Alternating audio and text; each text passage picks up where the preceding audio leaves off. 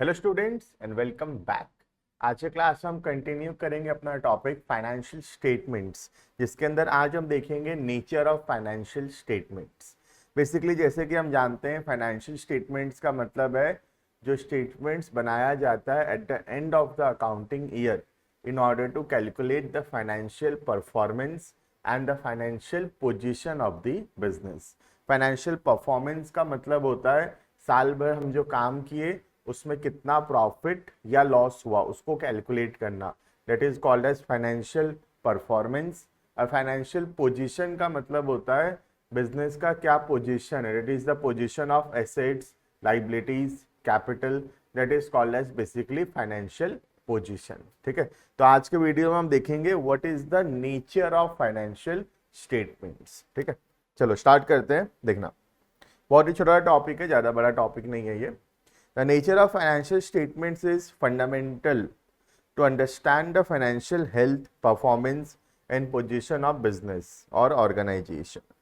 Financial statements are a set of financial records that summarizes the financial activities and transaction of an entity over a specified period of time.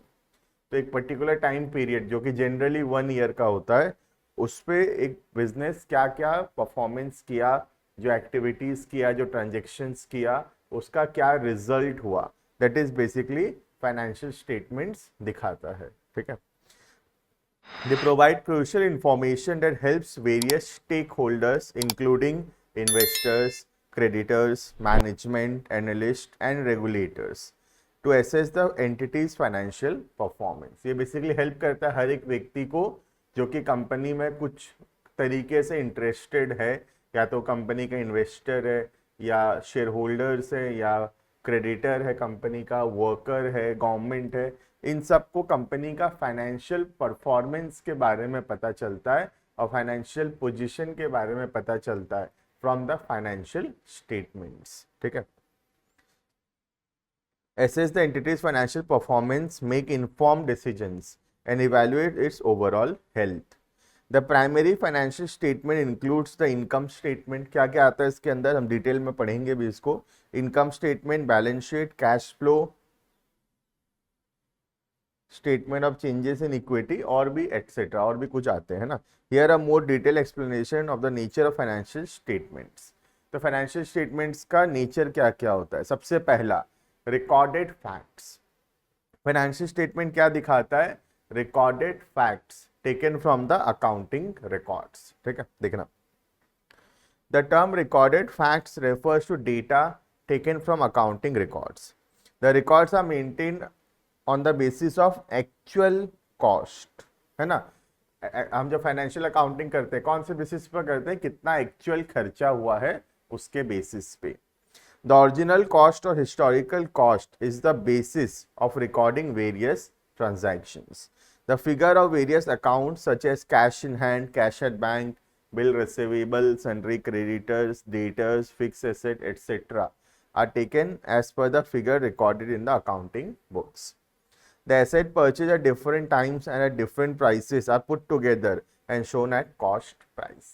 तो basically बोलने का बात है कि जो भी information यहाँ पर है वो सब मिलता है कहाँ से, रिकॉर्डेड डेटा से। जो हम ट्रांजेक्शन्स रिकॉर्ड करते हैं वो ट्रांजेक्शन्स का जो बैलेंस है वो आता है कहाँ पे, फाइनेंशियल स्टेटमेंट्स में। ठीक है, तो हम फाइनेंशियल स्टेटमेंट में जो भी sales, purchase, expense, asset, liabilities जो कुछ भी लिख रहे हैं वो सब कहाँ से आ रहा है, from the accounting data. Accounting data से आ रहा है वो। ठीक है, नेक्स्ट सेकेंड accounting conventions.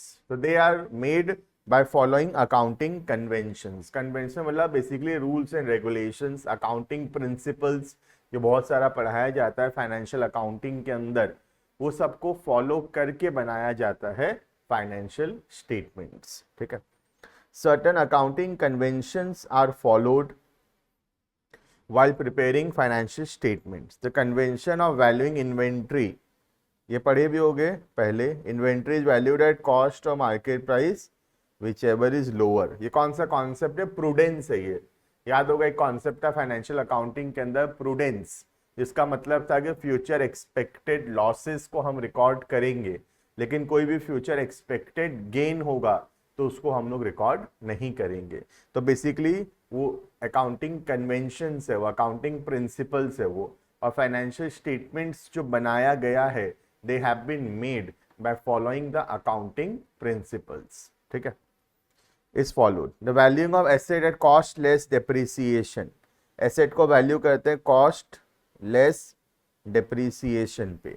ये भी एक अकाउंटिंग प्रिंसिपल से आता है, that is historical cost concept, जो बोलता था कि फिक्स एसेट को रिकॉर्ड करते हैं कॉस्ट प्राइस पे और सिस्टमेटिकली रिड्यूस करते हैं by the amount of depreciation.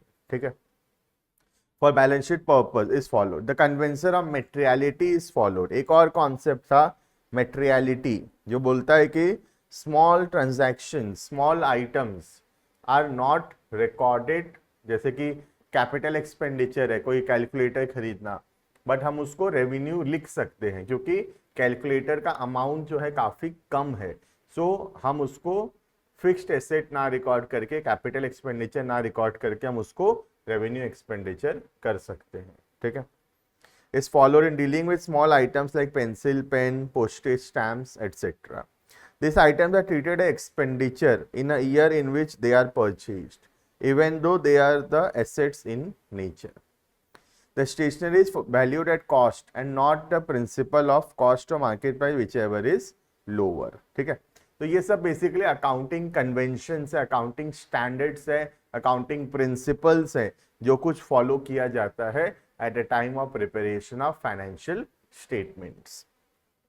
The use of accounting conventions make financial statements comparable, simple and realistic. तो सबको अगर सेम अकाउंटिंग कन्वेंशन फॉलो करेंगे हर एक business, then the accounts will be comparable, simple and realistic. Clear? Next, point number 3, postulates. ये postulates क्या होता है, थोड़ा ध्यान से समझने का कोशिश करना, तभी समझ में आएगा what do you mean by the word postulates. ठीक है, देखना. The accountant makes certain assumptions. Postulates क्या है? Assumptions है while making accounting records. One of the assumption is that the enterprise is treated as a going concern. याद होगा, ये वाला भी accounting principle में ही आता है. Going concern का मतलब होता है हमारा बिजनेस जो है वो चलता ही रहेगा, हमारा कोई भी इंटेंशन नहीं है कि अभी हम नियर फ्यूचर में उसको बंद करने वाले हैं. That is basically the concept of accounting assumption. एक था दैट इज गोइंग कंसर्न. ठीक है, the other alternative to this postulate is that the concern is to be liquidated. This is untenable if management shows an intention to liquidate the concern, so the assets are shown on a going concern basis. तो हम ये नहीं मानते कि हम near future में अपने business को बंद करने वाले हैं, हम तो यही मानते हैं कि हम लोग बिजनेस को जो है चलाते ही रहेंगे और हम उसको बंद करने का हमारा कोई भी इंटेंशन नहीं है. ठीक है, another important assumption is to presume that the value of money will remain same. एक और assumption है that is the value of money is same, जो कि एक प्रकार से गलत assumption है अकाउंटिंग में. जैसे आज हम लोग एक एसेट खरीदे 5 लाख में, 3 साल बाद एक एसेट खरीदते हैं 6 लाख में, तो 5 लाख वाला एसेट 3 साल बाद भी 5 लाख पे ही रिकॉर्ड हो रहा है, जबकि हो सकता है मार्केट में उसका वैल्यू बहुत ज्यादा में मिलता है वो, है ना, लेकिन वो 5 लाख पे रिकॉर्ड हो रहा है. 6 लाख का एसेट 3 साल बाद खरीदे लेकिन फिर भी वो 6 लाख पे ही रिकॉर्ड हो रहा है. तो बेसिकली ये टाइम वैल्यू ऑफ मनी जो होता है फाइनेंशियल मैनेजमेंट का, उसको इग्नोर करता है financial accounting. Though there is a drastic change in purchasing power of money, the asset purchased at different times will be shown at amount paid for them. While preparing profit and loss account, the revenue is treated in the year in which the sale was undertaken, even though the sale price may be received in a number of years. तो बोल रहा है कि जिस दिन cell हुआ उस दिन हम रेवेन्यू को रिकॉर्ड करते हैं, पैसा भले बाद में भी क्यों ना मिले. ये तो हमारा सबसे बेसिक फाइनेंशियल अकाउंटिंग का रूल है, दैट इज एक्रूअल एजम्पशन. इसको एक्रूअल एजम्पशन बोलते हैं. ठीक है, तो बेसिकली पोस्टुलेट्स का मतलब होता है जो एजम्पशंस लिया जाता है अकाउंटिंग प्रिपेयर करते समय। बेसिकली यहाँ पे 3 एजम्पशन के बारे में बोला। एक हो गया गोइंग कंसर्न, जिसका मतलब था बिजनेस चलता ही रहेगा, हम उसको बंद करने का हमारा कोई भी इंटेंशन नहीं है। दूसरा हो गया purchasing power of money same, मतलब टाइम वैल्यू ऑफ मनी को इग्नोर करता है कॉन्सेप्ट। और तीसरा है दैट एक्रूअल एजम्पशन, जो बोलता है कि ट्रांजेक्शन जब हुआ, जब सेल हुआ, तब हम उसको रिकॉर्ड करेंगे। पैसा भले बाद में मिले या पहले मिले, इस बातों से फर्क नहीं पड़ता है। ठीक है। और लास्ट आता है पर्सनल जजमेंट्स। ठीक है, ये क्या होता है देखते हैं। Even though certain standards accounting conventions are followed in preparation of financial statement, but still personal judgment of the accountant plays an important part. For example, in applying the cost or market value, whichever is less, to inventory valuation, the accountant will have to use his judgment in computing the cost of a particular case. There are a number of methods for valuing stock, like last in first out, average cost, standard cost, base stock, etc. The accountant will use one of these methods for valuing the materials. तो बोल रहा है कि personal judgement से भी फर्क पड़ता है, क्योंकि बहुत सारा अकाउंटिंग कन्वेंशन, रूल्स, रेगुलेशंस हम फॉलो कर लेंगे, लेकिन बहुत बार एक चीज को करने का बहुत सारा मेथड होता है। जैसे स्टॉक को वैल्यू करने का बहुत सारा मेथड है। अब तो पर्सनल जजमेंट पे डिपेंड करता है अकाउंटेंट का कि वो कौन सा मेथड जो है सिलेक्ट करेगा। ठीक है। The selection of depreciation method, depreciation का बहुत सारा मेथड है, कौन सा हम सिलेक्ट करेंगे ये भी हमारा पर्सनल जजमेंट है। ठीक है।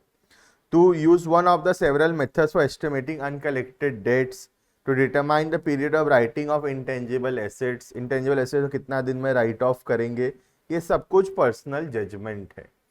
Are some of the examples where judgements of the accountant will play an important role in choosing the most appropriate course of action. ठीक है। तो बोल रहा है जितना भी रूल्स, रेगुलेशंस, कन्वेंशंस, प्रिंसिपल्स हम फॉलो कर लें, बट उसके बाद भी there are personal judgements of the accountant, और वो पर्सनल जजमेंट जो है वो बहुत हद तक अकाउंटिंग में फर्क पड़ता है उससे। क्लियर है ये? तो this is all about the nature of financial statements, जिसमें हम लोग 4 पॉइंट एग्जाम में लिख कर आएंगे तो बहुत ही अच्छा स्कोर हम लोग इसमें कर सकते हैं। ठीक है। मिलते हैं नेक्स्ट वीडियो के अंदर, जहां पर हम लोग एक नया टॉपिक को शुरू करेंगे। आज के वीडियो में इतना में रुकते हैं। Thank you and bye bye.